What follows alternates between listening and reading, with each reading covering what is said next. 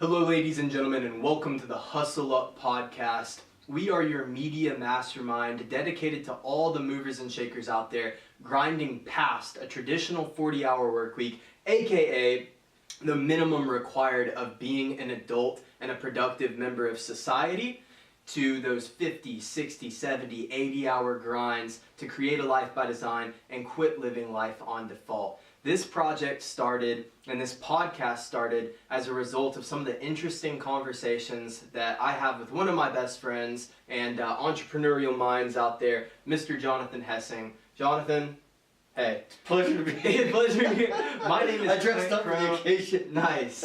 My name is Clint Crow, and today, this is a one and done segment. It's one of those shorter 10 to 15 minute clips that we're doing, and I gotta start the timer.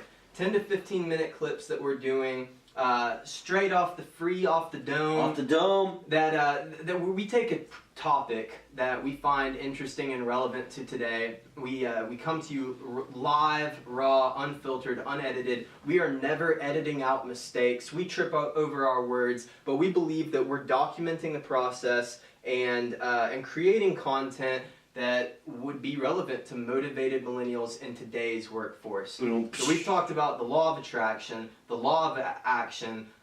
Last time we did a podcast on book review on Tim Grover's Relentless, and today we're talking about what's the name of the topic? I know the topic, real but or fake. Real or fake. This is our real or fake segment. So we're gonna bring up the universal consciousness or the universal subconscious.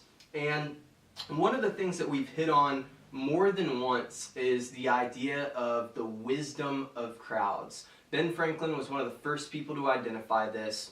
If you take a group and you take the average of their guests on any topic, the collective subconscious of the group knows how many jelly beans are in a jar, knows what the weight of a cow is, and you are accounting for the outliers, right? So for the weight of the cow. This was back 200 years ago, and everybody was directed to guess the weight of this cow, right? They guessed anywhere from 100 pounds to 6,000 pounds, but the larger the sample size, the more accurate the average guess becomes when you weight the average, right? So it was down within 0.4 pounds of the cow. The average of the group had been was accurate within 0.4 pounds of the cow. I conducted a study in college on this my freshman year, where I put jelly beans in the jar. Now I didn't count each individual jelly bean, but I measured them out by weight, and it was actually Skittles in my case. I measured them out by weight and figured out how many were in a bag, and then reverse engineered the guess down to like 3,040 jelly beans, right? I wanted to see if this works. Now on a sample size of 100, it wasn't so accurate, but I walked around and I got guesses from over 600 people on campus, and it was off by 2 jelly beans. From what my general estimation by weight, it was off by 2 jelly beans, which I just, that's the ghost in the subconscious, right? So when we're talking about the law or the universal subconscious, this is the collective of what's going on in the background. Our day-to-day is occupied by our conscious brain, but our subconscious is in tune to everything else that's going around in the background. It helps with your automated breathing process. It helps with the things that your body's not consciously thinking about, like your heart beating, like your breathing, like your blinking. You're not thinking of these things, but your body is running in the background, making sure that all your systems fire correctly, right? It also has to do with how many people are in a room.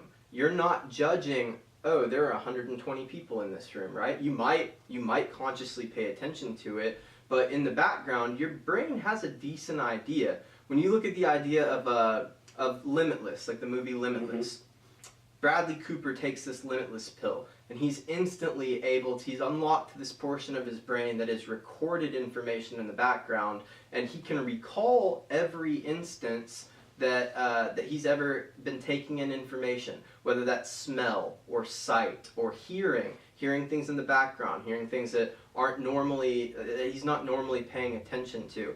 This is what we're calling the subconscious. And the universal subconscious is the idea that our subconsciousness are collected or a part of a collective, right? This could be what people call God or the universe or any number of religious attributions.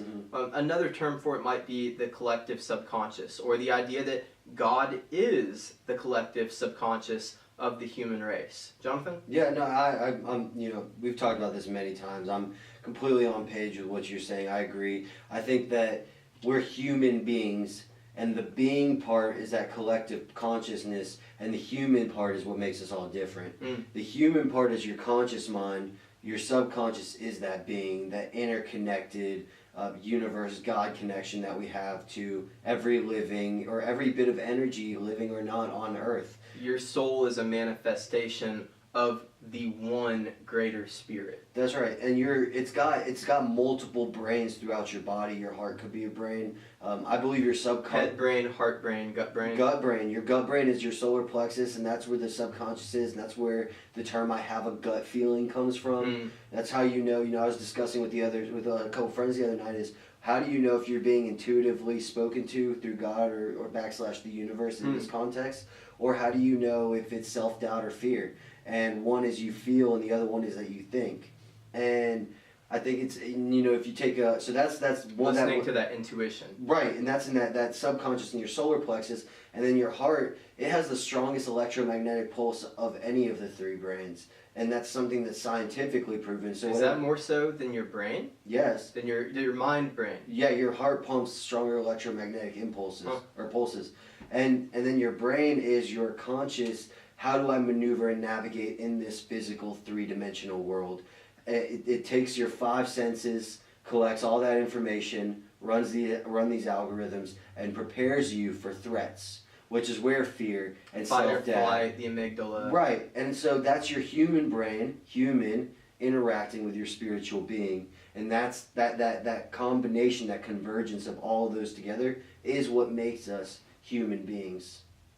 We've got this idea that we're meat sacks, right? We're vessels for our spirit. And you've got you've heard it before that your body is a temple, right? So take care of the vessel that you were given in this earthly reality. We came up with the word the other day, saunter. We didn't come up with this word, but saunter or sonder is that moment of realization that everybody else is the main character of their book, right? That they live lives that are just as intricate and just as detailed and just as complex as you do. And you take a step back, it's almost this out-of-body or ethereal realization that we are making up we are individuals making up a larger narrative, a larger collective, or collection of stories. And one of the visual representations that our friend Kumar, who will be coming on the show sometime this month, hopefully in the next 2 weeks, one of the visual representations that he brought up is that we're all leaves on the same tree, right? And maybe some more influential people might be branches, and the most influential leaders and thought leaders or spiritual beings could be the trunk. This is a little bit unrelated, but I looked up the other day the idea of how language has been connected over time, and it brought up this visual, which we will put up in our blog, on a language tree.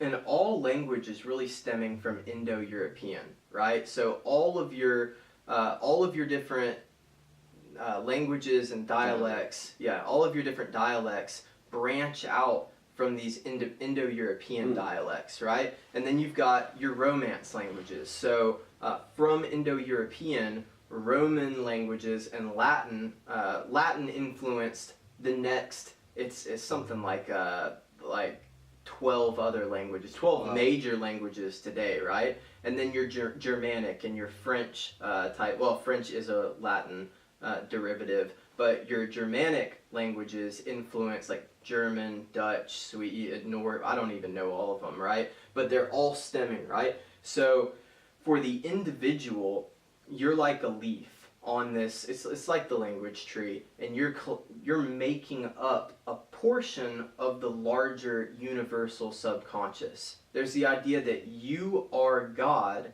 experiencing itself, or its own creation, through the lens of the individual. So with whatever you do in life, right, do it as if God is literally looking through your eyes. Your soul is in here. A portion of God's Spirit, or all of God's Spirit, I don't know, dwells within you. And if you're living life to your fullest, if you're living that life by design, make sure that your life is something that God would want to, or the universe, or the universal subconscious would enjoy peering out of. And the universe, it'll let you know if it enjoys it, to use your words, or not, by how you feel. You're either going to feel good at a high frequency energy level, or you're not. If you're not, you need to reflect on what it is you're doing. Maybe you need more sleep and your energy's low. Maybe you feel bad about something you said or did and your energy's low. But if your energy's high, you're gonna be doing what your being is here to do. And if you're living life on purpose and you're experiencing higher vibrational energy, you have those moments where it almost feels like somebody else is peering through your eyes, right? That could very well be the universe tuning into what you have going on. If you've ever wondered what it's like to be Drake, or what it's like to be Led Zeppelin, Robert Plant, any of these famous guys who had just incredible, crazy stories. Justin Bieber, you know, this here's a kid that gets famous when he's 10 years old, and he's been living life, right? They've been living life.